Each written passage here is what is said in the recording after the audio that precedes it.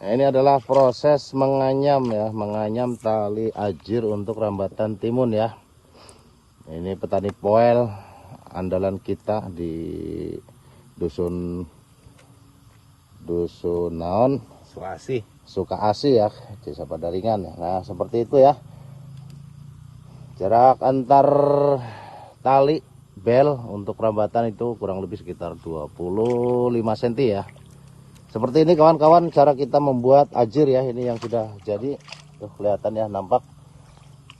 Dengan yang pertama dilakukan adalah membuat bentangan tali ya, dari sana itu arah dari barat sampai ke timur ada 1, 2, 3, 4 ya, 5 sama reng bambu di atas. Jadi ini dianyam seperti itu kawan-kawan. Kita lanjut beraktivitas. Semangat ya petani poel. Semangat. Senyumnya mana mang? Ayo.